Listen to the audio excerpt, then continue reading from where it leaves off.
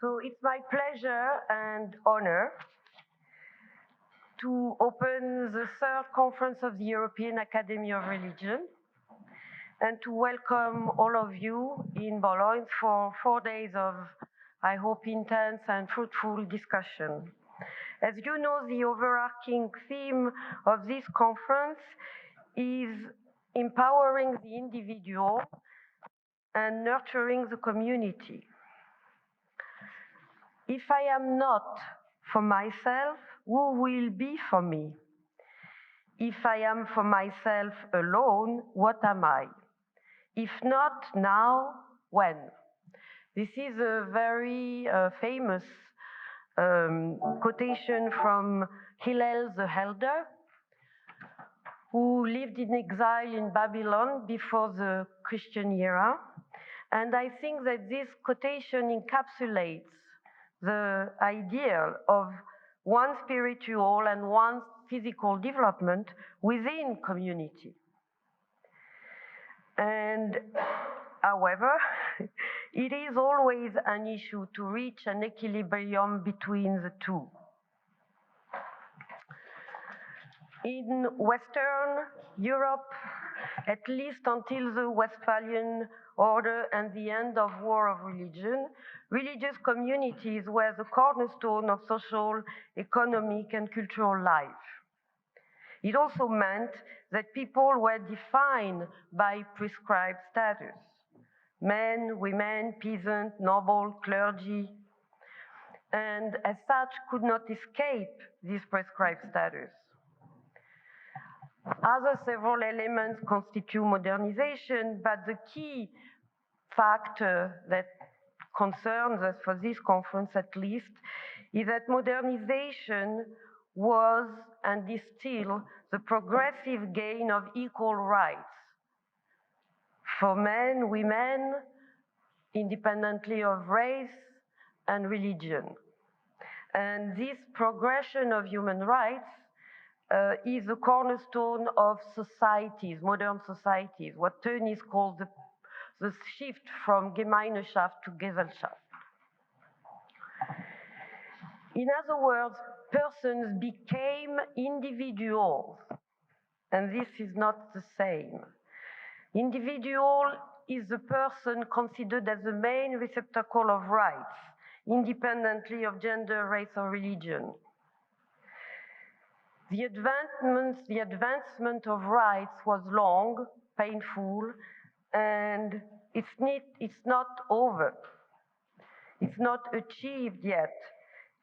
If we take for evidence the multiple claims, including in our so-called advanced democracy, for a better implementation of the rights that were initially given to women or religious minority, or new rights given to sexual minorities.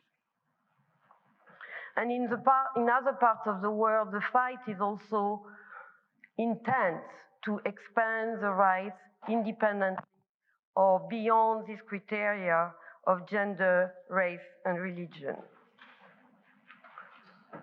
Today we are witnessing increasing fragilities of communities in general, from national to political to cultural. The question in the mind of a lot of people is the individual becoming selfish and endangering the community? The financial crisis of 2007-2008 was a blatant example of such selfishness, while people were losing their jobs, houses, and savings, the head of hedge funds and CEO continued to pocket huge benefits. It seems that our oldest democracy in Europe and in the US are weakened also by the multiplication of demand that are more and more difficult to satisfy.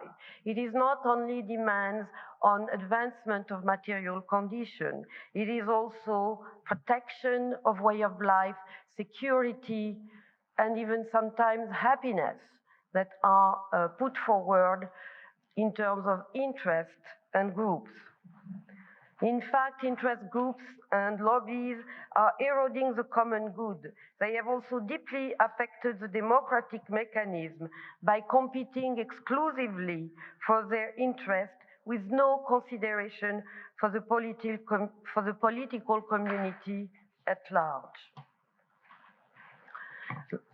In this context, religion can be either an asset or a threat. The tragic fate of Mahatma Gandhi in some ways illustrates this duality of religion. His religious belonging was key to his policy and practice of nonviolence and to the establishment of India as an independent state. At the same time, he was gunned down by an Hindu nationalist linked to an extremist group. So this duality of religion is very difficult to capture for scholars who are not specialized in religious studies, but have to deal with religion, either in social sciences or other domains, and even more for politicians. In the common debate, we tend to see only the negative effect of religion.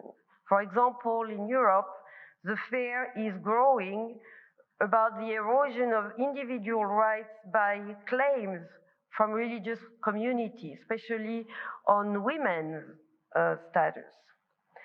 At the same time, politicization and radicalization of religious claim from ISIS to the Buddhists in Myanmar and Sri Lanka strengthen this idea that religion can also go with coercion and negation of the self and the individual.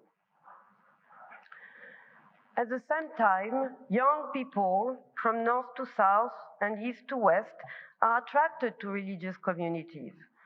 The data are there. We are witnessing an increase of interest among young people for religious communities, but not automatically for religious institutions.